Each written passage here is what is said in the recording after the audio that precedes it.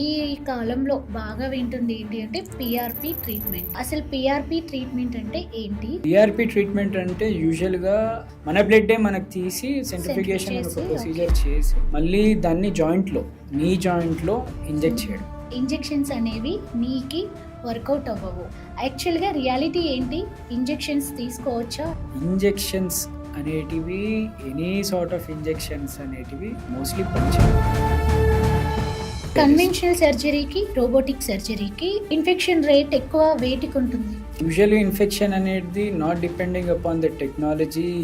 Convention కానీ robotics అని కానీ ఎన్ని జాగ్రత్తలు తీసుకున్నా కానీ వచ్చే వాళ్ళకి వచ్చే ఛాన్స్ ఉంటుంది. ఎప్పుడో ఒక 500-1000 మంది మధ్యలో ఒకరికి రావడం.